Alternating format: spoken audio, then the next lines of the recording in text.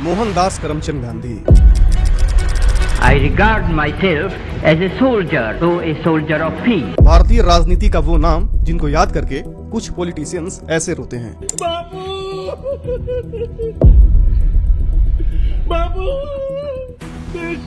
वहीं कुछ पॉलिटिशियंस का महात्मा गांधी के लिए कहना है कि अनाथ बनाकर चले गए आप। देश को आजाद करा के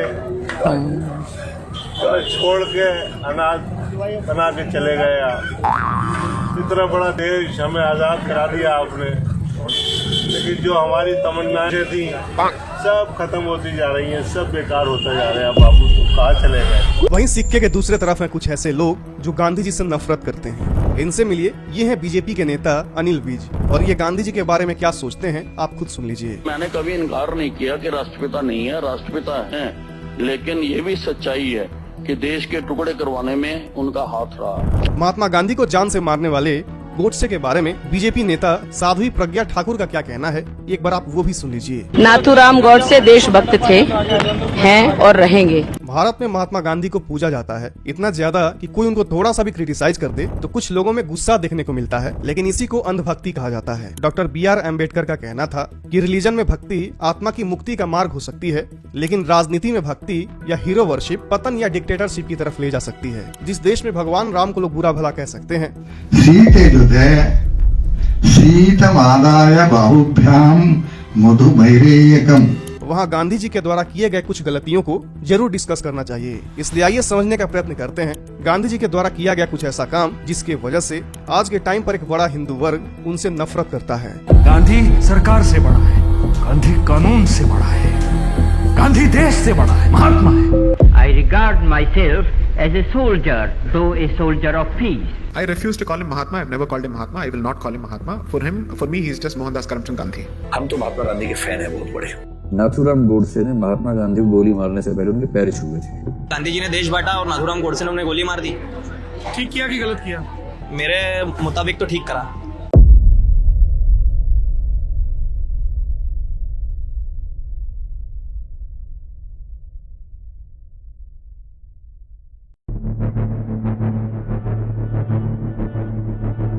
कई हिंदू नेशनलिस्ट लोग महात्मा गांधी पर मुस्लिम अपीजमेंट यानी मुस्लिमों को खुश रखने के लिए हिंदुओं के हितों को नजरअंदाज करने का आरोप लगाते हैं। इसकी शुरुआत उनके खिलाफत मूवमेंट के सपोर्ट से होती है। दरअसल 1920s में गांधी जी ने खिलाफत मूवमेंट का पुरजोर समर्थन किया, जो कि एक प्रमुख मुस्लिम आंदोलन था जिसका डायरेक्ट लिंक इंडिया के फ्रीडम स्ट्रगल से नहीं था। फिर भी गांधी जी ने हिंदू मुस्लिम एकता के लिए इसको सपोर्ट किया, जिससे कई हिंदू नेता और उनके समर्थक नाराज हो गए। लेकिन उनका सबसे ज्यादा क्रिटिसिज्म पार्टीशन के समय और उसके बाद के एक्शंस को लेकर किया जाता है। साल 1946 में नोआखली, जो कि अभी बांग्लादेश का हिस्सा है, वहाँ हिंदुओं पर बहुत अत्याचार हुआ। मतलब ये भारत का सबसे बड़ा हिंदू नरसंहार माना जा सकता है। इसमें हजारों हिंदुओं को मारा गया, उनके घर जलाए गए, महिलाओं का रेप किया गया और हजारों लोगों को जबरदस्ती कन्वर्ट कराए गए। इस नरसंहार के वजह से लाखों हिंदू अफेक्ट हुए। तब गांधी जी वहाँ गए, लेकिन उन्होंने जो संदेश दिया वो हिंदुओं को बहुत दुख पहुँचाने वाला था। उन्होंने हिंदुओं से कहा कि अगर इज्जत का सवाल हो तो मौत को अपना लेना, लेकिन बदला मत लेना। उन्होंने ये तक कह दिया कि रेप होने से अच्छा है तुम अपनी जान ले लो और मर जाओ। गांधी जी जब वहाँ गए तो मेजोरिटी मुस्लिम कम्युनिटी से ज्यादा मर रहे हिंदू माइनॉरिटी को ही मोरालिटी सिखा रहे थे, जिसकी वजह से बहुत से हिस्टोरियंस का मानना है कि गांधी जी वहाँ हिंदुओं के साथ संवेदना नहीं जता रहे थे, बल्कि उन पर मोरल प्रेशर डाल रहे थे। ये अपीजमेंट यही नहीं रुका। इसके बाद साल 1948 में गांधी जी ने फास्ट रखा ताकि सरकार पाकिस्तान को 55 करोड़ रुपए दे दे।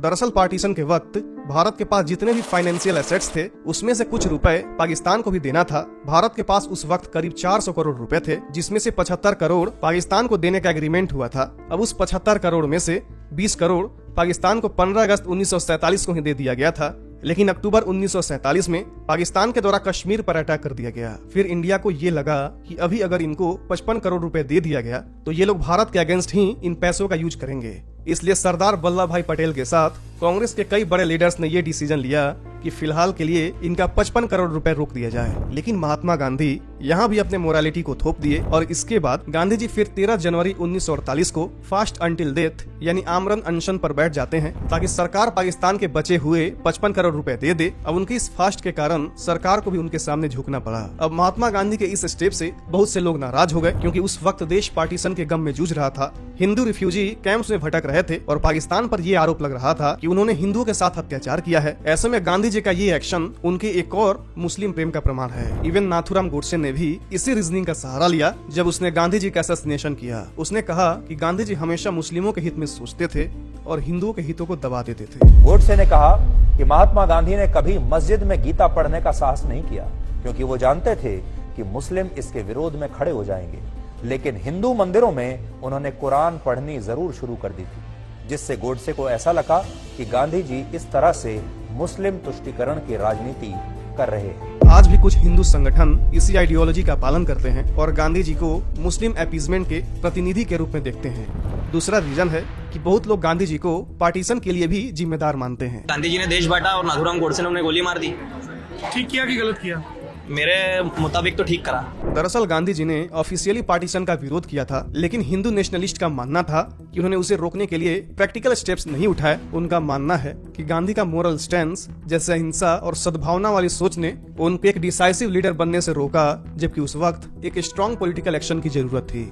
उनका ये भी मानना है कि गांधी बार बार मोहम्मद अली जिन्ना और मुस्लिम लीग के सामने झुकते रहे और कांग्रेस को मजबूती से उनका अपोजिशन करने नहीं दिया। जब माउंट बैटन के प्लान के थ्रू पार्टीशन का प्रपोजल आया तो गांधी जी नहीं उसका स्ट्रिक्टली विरोध किए और नहीं कांग्रेस को ज्यादा प्रेशर दिया कि वो इसके खिलाफ स्टैंड लें। इस वजह से उनके क्रिटिक्स कहते हैं कि गांधी ने इनडायरेक्टली पार्टीशन होने दिया। पार्टीशन के बाद भी जब पूरा देश दंगे, मर्डर और रेप से जूझ रहा था, तब गांधी जी पाकिस्तान के फेवर में एक मोरल गार्डियन की तरह काम करते रहे। जनवरी 1948 में उनका एक भूख हड़ताल हुआ, जिसमें उन्होंने डिमांड किया कि भारतीय सरकार पाकिस्तान को 55 करोड़ रुपए ट्रांसफर करे, जिसके बारे में अभी बताया मैं आपको। अब ये बात तब और प्रोवोक कर गई जब पाकिस्तान में लोगों ने हिंदुओं का खून कर दिया और उनके लाशों को ट्रेनों में काट कर भेजने लगे। ये सब देखकर कुछ हिंदू लीडर्स को लगा कि उनका पाकिस्तान के प्रति प्रेम बहुत ज्यादा था और भारतीय हिंदुओं की तकलीफ उनके लिए सेकेंडरी थी।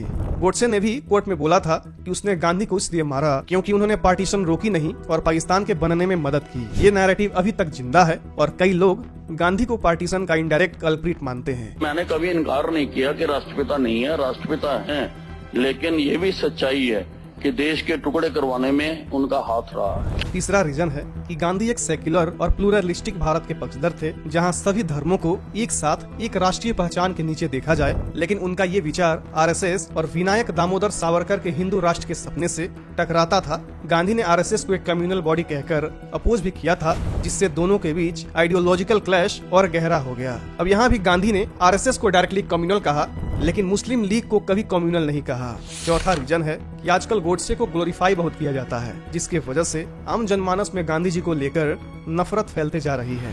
गोडसे स्वतंत्रता सेनानी थे। महात्मा गांधी देखो नोट में भी है। शायद अगर सुभाष चंद्र बोस का फोटो इस पे होता या नाथूराम का होता तो हमें खुशी होता। 1990s के बाद से कुछ हिंदू ग्रुप्स ने नाथूराम गोडसे, जो कि महात्मा गांधी के असैसिन थे, उनको एक पैट्रियट यानी देशभक्त के रूप में सेलिब्रेट करना शुरू कर दिया है। नाथूराम गोडसे शहीद हैं। गोडसे का कोर्टरूम स्टेटमेंट, जो कभी पछतावा और कभी जीत जैसा लगता है, वो उनके एक्ट का एक आइडियोलॉजिकल जस्टिफिकेशन बन गया, क्योंकि उन्होंने गांधी को हिंदू धर्म का गद्दार कहा। आज भी कुछ लोग 30 जनवरी, जो कि महात्मा गांधी की डेथ एनिवर्सरी है, उस दिन को स्मृति दिवस के रूप में गोडसे के सम्मान में मनाते हैं। लेकिन सवाल ये भी है कि क्या गोडसे का ये महिमा मंडन गांधी के इमेज को और भी निगेटिव बनाता है, जिससे मेन स्ट्रीम डिस्कोर्स के लिए उनकी अहिंसा और सेकुलर सोच को डिफेंड करना मुश्किल होता जा रहा है। पांचवा रीजन है कास्ट सिस्टम पर उनके विचार। गांधी ने दलित अपलिफ्टमेंट के लिए कुछ बड़े कदम जरूर उठाए, जैसे टेम्पल एंट्री मूवमेंट्स और अनटचेबिलिटी के खिलाफ आवाज उठाना हो, लेकिन कई दलित एक्टिविस्ट और स्कॉलर्स कहते हैं कि उनका असली स्टैंस कास्ट सिस्टम के प्रति रिफॉर्मिस्ट नहीं बल्कि एडजस्टेबल था। गांधी वर्णाश्रम धर्म में विश्वास रखते थे, यानी उनका मानना था कि जाति एक प्राकृतिक व्यवस्था है जहाँ हर व्यक्ति अपने कर्म और धर्म के अनुरूप काम करता है। साल 1932 में गांधी ने दलितों के लिए सेपरेट इलेक्टोरेट्स के खिलाफ फास्ट किया, जिससे उन्होंने हिंदू एकता के लिए जरूरी बताया। इस भूख हड़ताल के बाद अंबेडकर को पूना पैक्ट साइन करना पड़ा, जिसकी वजह से दलितों को अलग इलेक्टोरल आइडेंटिटी नहीं मिली, सिर्फ रिजर्व्ड सीट्स दी गई। कई दलित नेता मानते हैं कि गांधी ने अपने सिंबॉलिक मोरल प्रेशर का इस्तेमाल करके अंबेडकर जैसे लीडर्स को पॉलिटिकल राइट से वंचित किया। आज भी कुछ दलित थिंकर्स के लिए गांधी का लेगेसी लिबरेशन का नहीं बल्कि स्ट्रेटेजिक कंप्रोमाइज का सिंबल है, जहां कास्ट हायरार्की को तोड़ने के बजाय उसे एक रिफॉर्म्ड फॉर्म में एक्सेप्ट किया गया। डॉक्टर अंबेडकर का मानना था कि गांधी ने कभी कास्ट सिस्टम को जड़ से खत्म करने की बात नहीं की। गांधी ने हमेशा वर्ण व्यवस्था को एक नेचुरल और धार्मिक व्यवस्था के रूप में समझा। उन्होंने कहा कि हर व्यक्ति अपने जन्म के अनुसार कर्म करे। अंबेडकर के लिए ये कास्ट के स्लेवरी को जस्टिफाई करना था और यही कारण है कि उन्होंने कहा कि I refuse to call Gandhi a Mahatma because Mahatma is someone who fights for truth and justice for all and Gandhi failed when it came to the justice of untouchables। यानी मैं गांधी को महात्मा कहने से इनकार करता हूँ क्योंकि महात्मा वही होता है जो सबके सच्चाई और न्याय के लिए लड़ता है और गांधी इस मामले में फेल हो गए जो बात अनटचेबल्स के न्याय की आई। छठा रीजन है उनका पैसिफिस्ट सोच। गांधी के अहिंसा और मोरल परसुएशन के सिद्धांत को लेकर आज भी काफी डिबेट होती है। उनका मानना था कि बिना हिंसा के भी सच और न्याय का पालन करते हुए बदलाव लाया जा सकता है, लेकिन क्रिटिक्स कहते हैं कि जब देश में पार्टीशन, कम्युनल दंगे जैसे कठिन और अहिंसा से भरे समय आए तब गांधी जी का पैसिफिस्ट यानी अहिंसावादी अप्रोच काम नहीं आया बल्कि कभी कभी हानिकारक भी साबित हुआ। नाथूराम गोडसे जैसे लोगों ने उन्हें वायलेंट पैसिफिस्ट कहा। उनका आरोप था कि गांधी की कठोर मोरल सोच ने हिंदुओं को कमजोर बनाया और अटैकर्स को साहस दिया। महात्मा गांधी ने ब्रिटिश साम्राज्य के खिलाफ बिना तलवार उठाए एक क्रांति खड़ी की, इसमें कोई दो राय नहीं है। अपने कई स्टेप से क्रांति को मजबूत किया, इसमें भी कोई दो राय नहीं है। लेकिन क्या उनकी नीतियाँ सबके लिए न्याय ला पाई या उनकी आदर्शवाद ने कुछ लोगों को अंधेरे में छोड़ दिया? आज भी गांधी को प्यार और विरोध दोनों एक्सट्रीम में मिलता है। कुछ लोग उन्हें राष्ट्रपिता मानते हैं तो कुछ लोग उन्हें समुदाय विशेष के लिए झुकता हुआ नेता मानते हैं।